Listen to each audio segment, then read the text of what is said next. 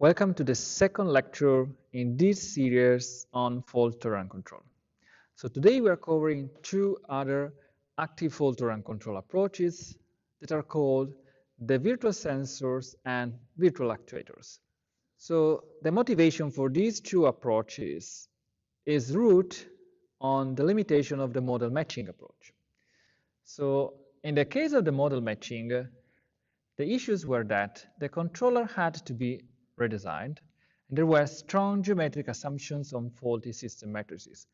So basically, this approach was going to work if either all the actuators and all the sensors are still working, albeit they can have a different gain, or if one of the actuator or sensor is completely broken, you had a redundant sensor actuator that was providing the same control authority or the same information. So this is what was required. And then, most of all, the model matching was a static approach. So virtual sensor and the virtual approaches are more general, and they can make without some of these assumptions. So it is not required, first of all, to redesign the controller, and they have less stringent assumption. What you need is to have observability or controllability, or at least to have detectability and stabilizability. So the difference is that here you want to observe or control all the modes of a system. Here you are happy with just observing and controlling the unstable modes of a system. And most of all, virtual sensor and actuators, they are dynamic approaches, and they are not bound to a specific control law. So the basic idea is that you leave the nominal controller alone, and instead you introduce between the plant that is faulty and the controller a reconfiguration block. So this is what you're going to design. So you accommodate the fault by designing this block here. And if you take the plant and this block together, it is like saying that you have a reconfigured plant that is coupled to the same controller. But you can also look at this from another point of view. It's like saying that from the plant point of view, these and these together are acting like a reconfigured controller. Anyway, just one heads up about the notation. So we are using a subscript f for all variables directly in or out from the plant, so the faulty variables. And we are using C for all the variables in and out of the controller. So what the reconfiguration block is doing is to take the faulty output and compensate it and make a sort of equivalent healthy output to fit to the controller. Or you take the control action from the controller and you alter that and you produce a UF that you finally apply to the system. So basically, you break the direct connection between the plant and the controller. And both sensor and actuator failure can be addressed. We will start with the case of the sensor failure. And this is called the virtual sensors approach. We are assuming a slightly more general form for the open loop dynamics of the system and for the control law. So now the system is also affected by some disturbances, D, and the control law in this case is a static gain on the output plus a feed forward term that depends on some reference signal Y. So in healthy condition, if you take this and you write the closed loop dynamics, you get this expression where you see that the important matrix is, again, this one, A minus B, K, C.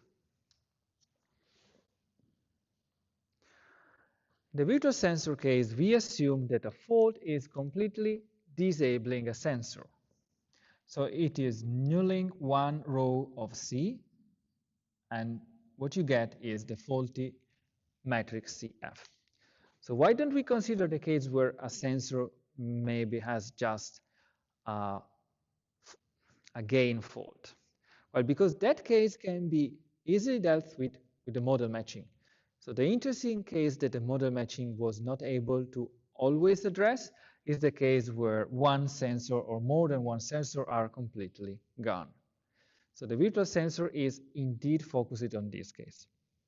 So the goals that we are pursuing with the virtual sensor are of two kinds. So we have first a strong goal. So the ideal thing that we would like to obtain is that in faulty condition, the output at every time step, at every time t, is the same as the output in the healthy conditions. But in practice, this is difficult to obtain exactly at every time step. So we are aiming for two different weak goals. The first is a static goal. So we want that in steady state for t that goes to infinite, the faulty output is the same as the LT. And from a dynamical point of view, we want that the transfer function of the closed loop system, that once it is reconfigured, it is approximately the same as the transfer function of the original healthy closed loop system. This means that in practice, we want that the dominant poles and zeros of the closed loop system are the same. And if we get additional ones because of the reconfiguration, we want them fast enough, so farther away such that they can be neglected. The way to implement the virtual sensor is to implement an observer in between the plant and the controller.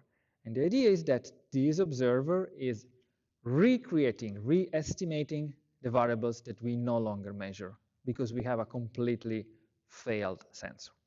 And the kind of observer that is implemented is a simple Leuenberger observer. Of course, what we need is that observability is maintained in faulty conditions. And the equations we get for this observer are these ones. So xv is the state of the observer, and yc here is the output of the observer. So the dynamics are these ones.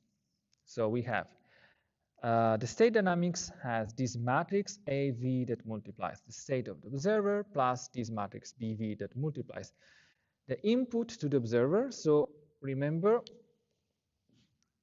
one thing about notation, that the observer is here. So inputs to the observer are these, the output of the faulty system, and inputs to the observer are these. So the control action from the controller.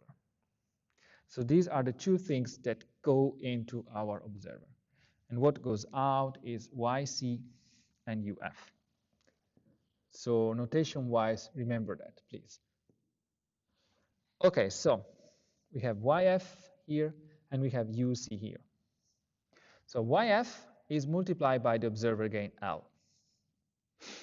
And L is one of the two knobs we can turn to tune our virtual sensor design. So L is something that we need to design. The other thing that we need to design is the matrix P, and P is this sort of direct feed-through term here. So P is directly multiplying YF, and you get up this into the equation for the output of the observer. So YC is the output of the observer. So once again, we go here. So YC is the output of the observer. It is the reconfigured output that goes in the controller. So P is the thing that we need to design. Once we design L and P, the matrices that you get here, they are computed according to this equation. So AV, the state matrix here, is equal to A minus LCF. And of course, you want this to be stable, you can imagine. BV is simply equal to B, and CV is equal to C minus PCF. Okay, so these are the equations. So now we're going to show, using a block diagram, how to implement the virtual sensor, and probably it is a little bit more intuitive to see that.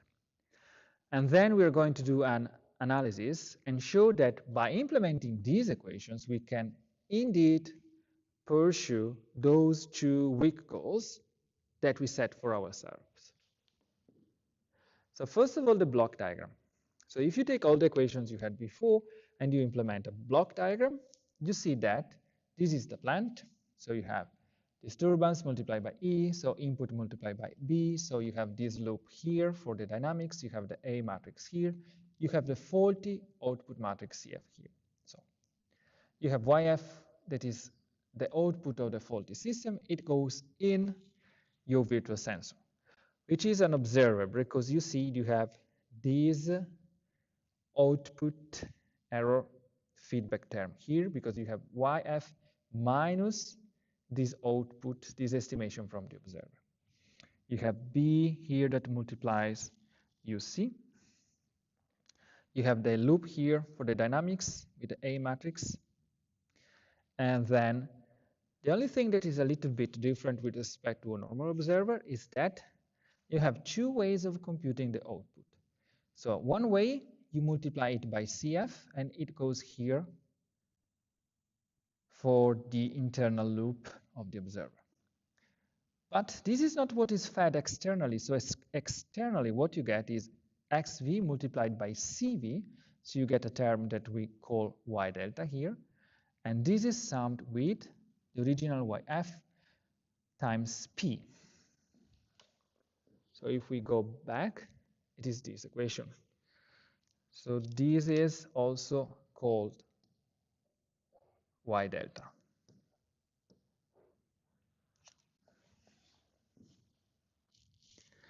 One interesting thing is that this reconfiguration block is altering YF, and the output YC is different than YF because you have all these dynamics here. But UC, the one computed by the controller, is simply let go through unaltered. So UF is equal to UC. So this is the particular thing. UF is equal to UC.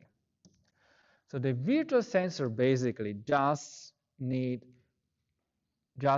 to reconfigure the faulty output, but the control action stays the same. Okay, now to convince ourselves this is going to work, we can do an analysis.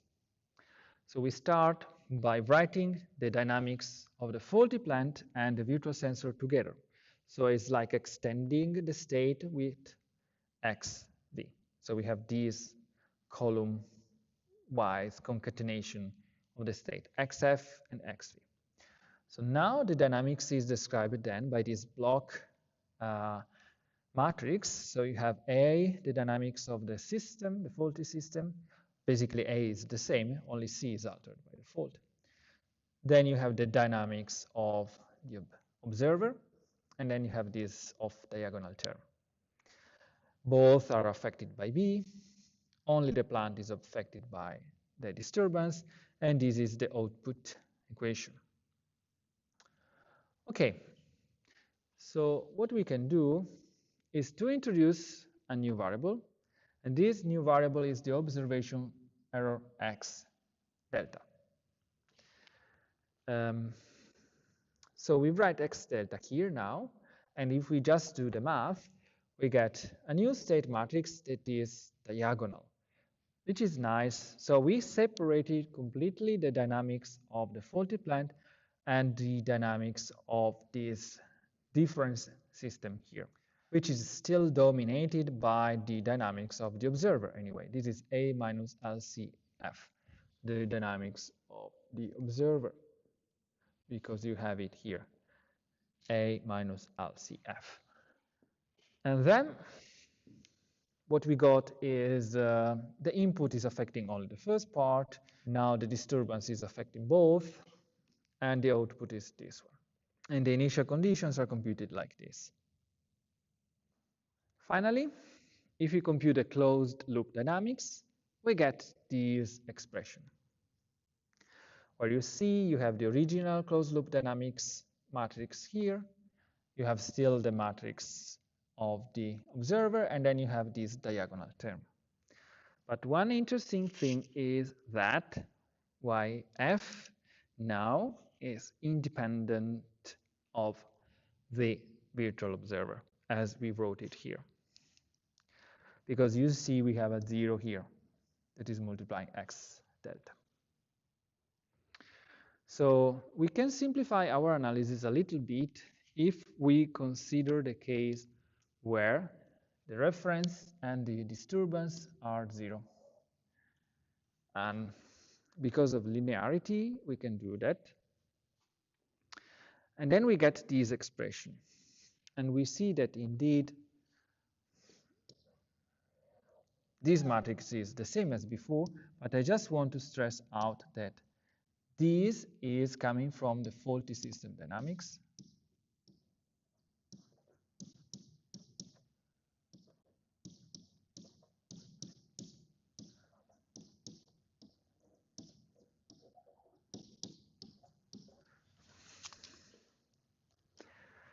This is coming from the virtual sensor.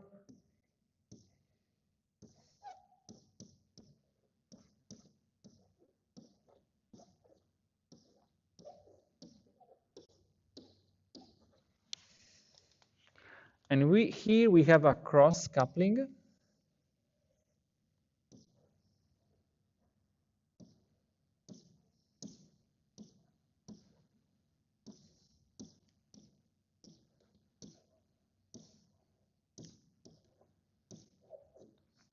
And please remember that the matrix CV of the Leuenberger observer is equal to C, the original, healthy, minus P.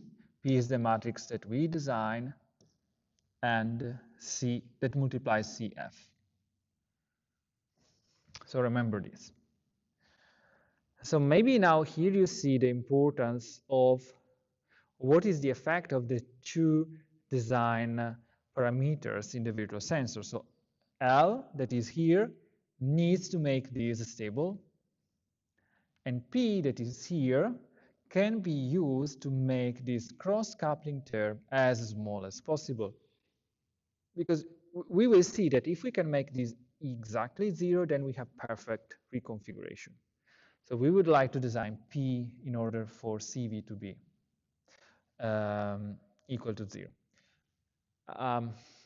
Of course, most of the times we are not going to do that, because if CF has some row that is completely null, probably we cannot do that. So for the same reasons that in the model matching, we were not able to get a perfect solution. So there is some geometrical constraint here. But at least we can try to make this as small as 0. Okay, so from what we have seen so far, so from this big matrix here, the eigenvalues of the closed loop system that is reconfigured using the virtual sensor are the union of the eigenvalues that we had before in the healthy case, A minus PKC, and the eigenvalues introduced by the observer, A minus LCF. So if the healthy closed loop system was stable, and this is the assumption we're starting from, well, these are still stables, of course. And this one, we can make them stable, assuming that the pair A and CF is observable, or at least detectable.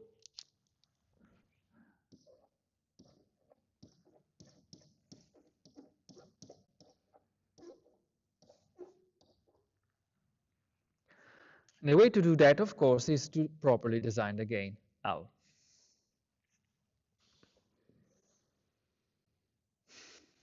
Okay, so how is it the tracking behavior instead? So when yref is not 0, how are we tracking that in the reconfigure case? Well, if you write the closed loop dynamics in this case, assuming still that the disturbance is 0 to make our life easier, and that we start from 0 initial conditions, well, then in the reconfigure case, we get exactly the same dynamics. So we get exactly this. And to convince yourself, you just need to do the math. So it is just some simple algebraic manipulation, so substituting terms into equations. You get this. And this is good. So in this case, we reach the strong goal. Okay. So this seems quite nice. So we can design the virtual sensor in a way that we can track the reference perfectly, assuming we have no disturbances at least, and the extra dynamics that we get in the closed loop, we can make it as small as we want. But what happens if we don't have a fault on the sensor, but we have a fault on the actuator? So we can design actually the dual of the virtual sensor, and we get what is called the virtual actuator. And the mathematics is a little bit more complex, and understanding how it works is a bit less intuitive. But the idea is still the same. So when you have an actuator failing, you can introduce a reconfiguration block that is taking the faulty output, transforming that to some other corrected YC that is fed to the controller, and then taking the original YC from the controller and translate that to a UF that fed to the system is making your system behave almost as the original system. Let us see how. So we start from the same assumption on the nominal plant, healthy conditions. So same closed loop dynamics. But now we have a fault that is completely disabling an actuator. So your matrix B is turned into a faulty BF, where one column is equal to 0. And as before, we are not considering the case where one column is simply scaled down, because that we can address using a model matching approach. Okay, so we will start now by presenting the block diagram of the virtual actuator and comparing that to the block diagram of the virtual sensor. And then we show equations.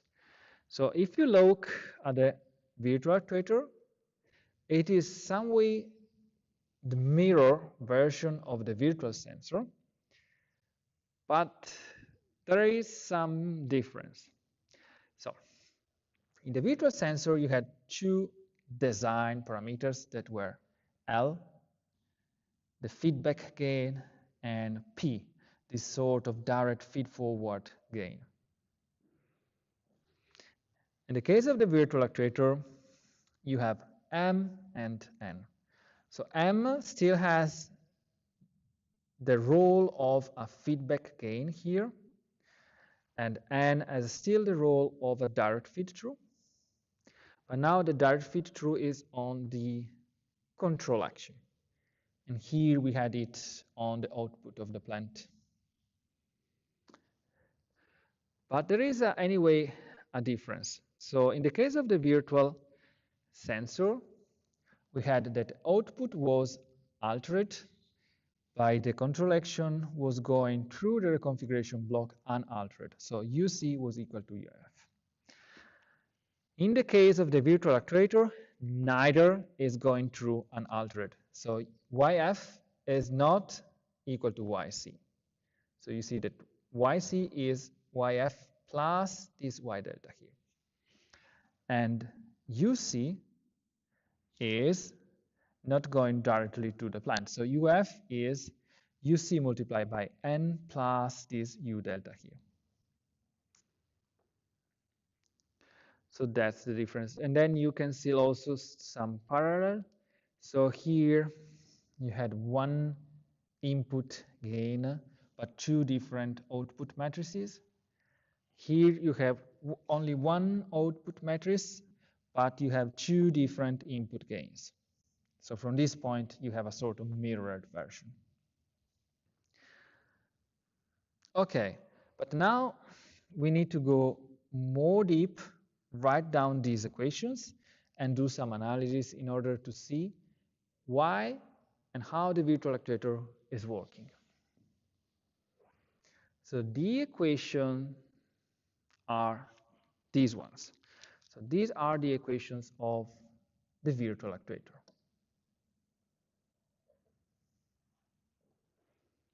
And in order to design the virtual actuator, we need controllability, or at least stabilizability, even in faulty conditions. And that's the dual requirement of what we had in the virtual sensor, where we required observability or at least detectability. Okay, let us look at the equations. So what we have is, well, they are directly written out in terms of this x delta. So we have an A delta, B delta, C delta, and D delta. So from this point of view, we don't yet see the structure. But if we look at how A delta, B delta, and so on are computed, now we finally see that the two design parameters M and N are ending up in all of them. So A delta is equal to A of the system minus BF, the faulty, that multiplies M. B delta is equal to B minus BFN. And there is a parallel here. So you remember in the virtual sensor, we had that CV, the output matrix of the virtual sensor, was equal to the original C minus P, the matrix you design, that multiplies CF. And here we have the sort of dual. So B delta is equal to B minus BFN. Finally, C delta is equal to M, and D delta, this direct feed through term, is equal to N. So the direct feed through term is here, N. So these are the equations of the virtual actuator. So it has its own dynamics, similarly to the virtual sensor that, being an observer, had its own dynamics. So it is not just a static gain. So is this going to compensate an actuator fault? Well, yeah, we can prove that.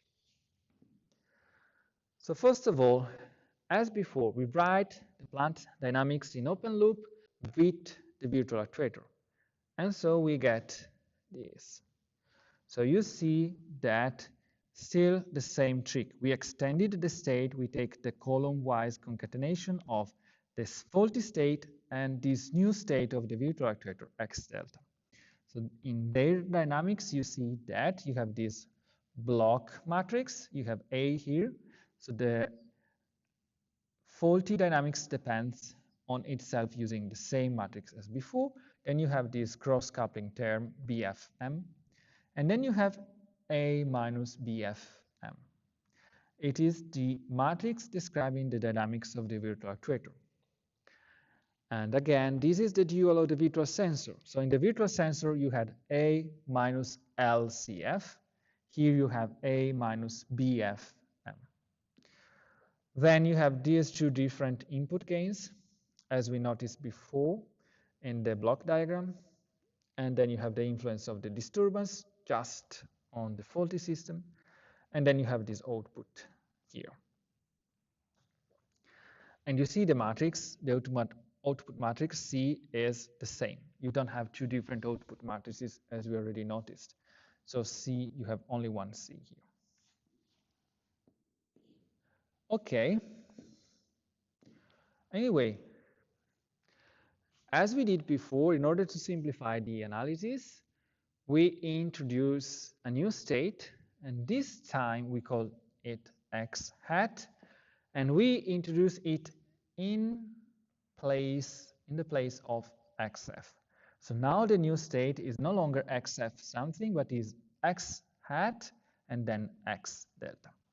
When we do that, we get a block diagonal state matrix here. So it is neater to analyze.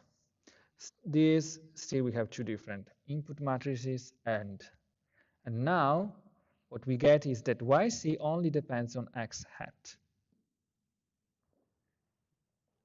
Okay, once we did that, indeed, what we can immediately see is that X delta is not directly observable from YC. Just said that, you see here, because we have a 0 here. So it is not influencing the input-output behavior.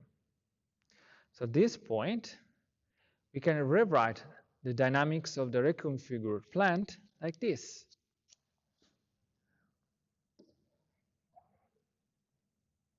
So the entire reconfigured plant can be written using these equations. And this is nice, so provided that we start with 0 initial conditions here for the virtual actuator, then this is the same as the healthy system.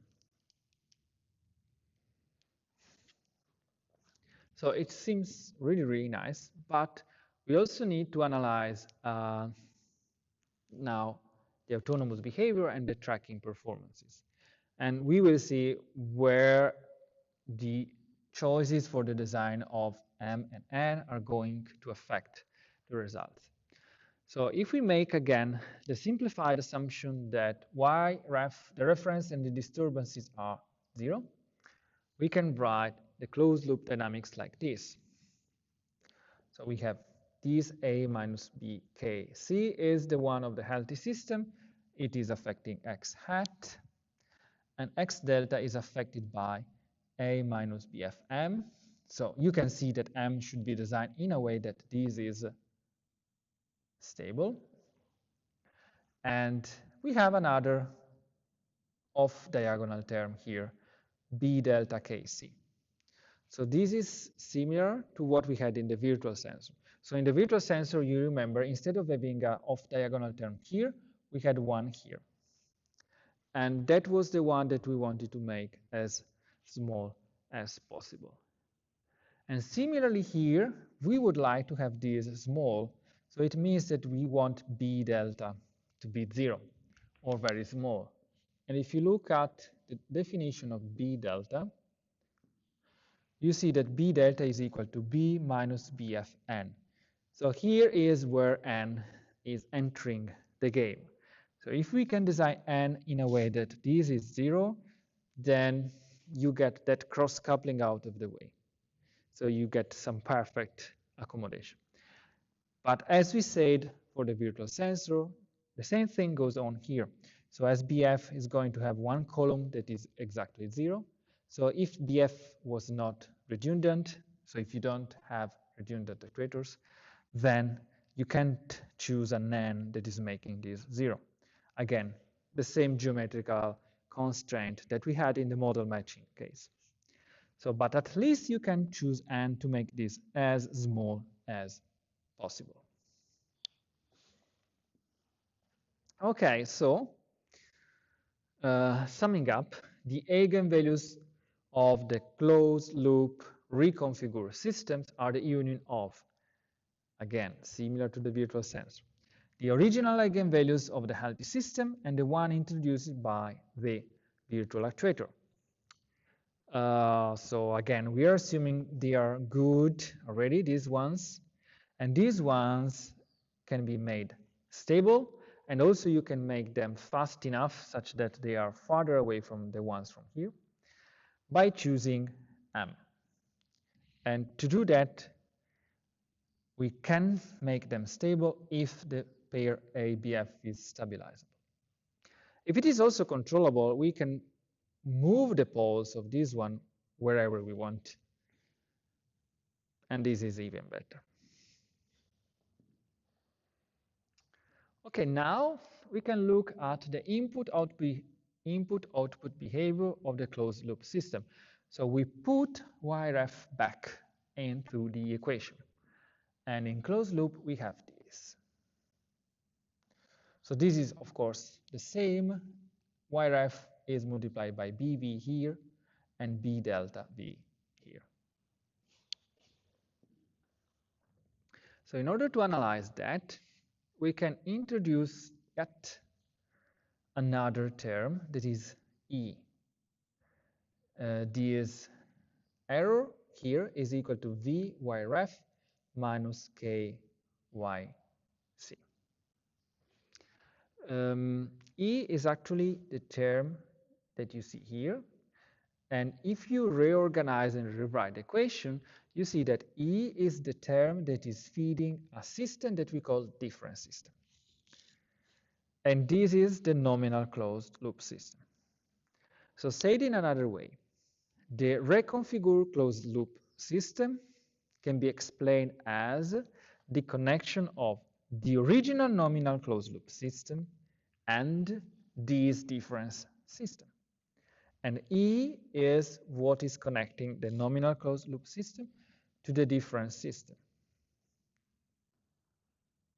And what we get out of the reconfigured system is YF, that is the sum of YC, the one of the nominal closed loop system, and Y delta, the one from the difference system.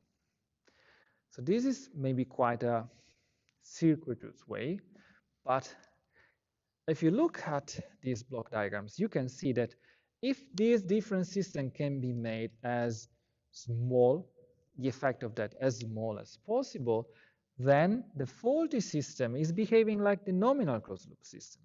So if we can make this Y delta small, really, really small, then YF is equal to YC. And we have perfect tracking in the reconfigured case. So actually now what we can do is to write the dynamics of the different system. We have them here.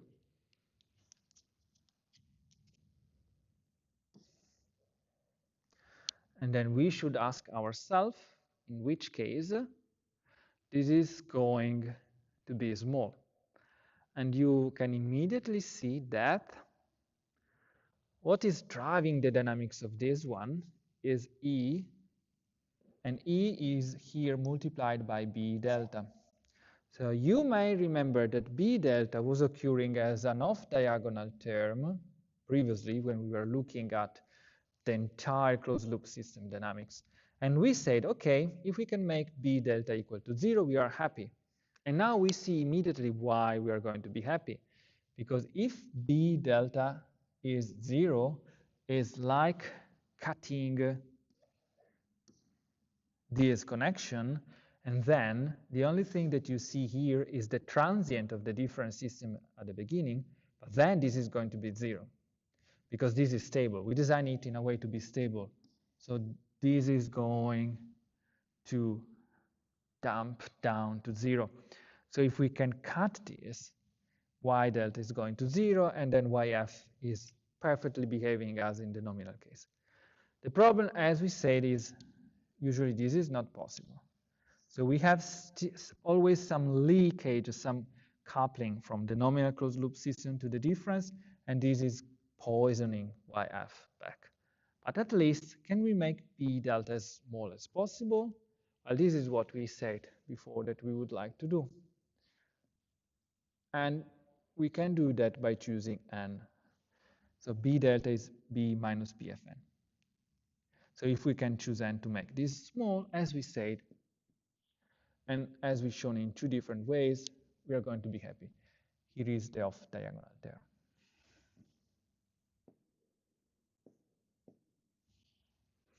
Okay, so said in another way, if you look at the input-output behavior from YREF and D to YC, this is the same.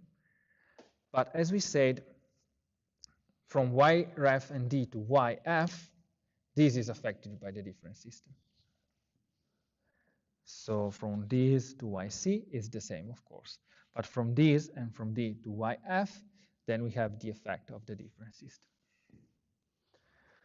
And so we go back to what we already said 3 times. We want B delta, if possible, to be 0. In practice, we want it to be almost 0. This is what we can get in practice. Okay, so this was a presentation of the virtual sensor and Virtual Actuator approaches. So you have seen how they can address the case of a completely failed actuator or sensor, something that was not always possible with the model matching case. And we also have shown how, by designing their two tunable parameters, we can make the behavior of the reconfigured system to be as close as possible to the original one. So in the next lectures, we're going to show some adaptive methods for fault tolerant control. And after that, lectures are over. And what we have is the final exam on January 21st.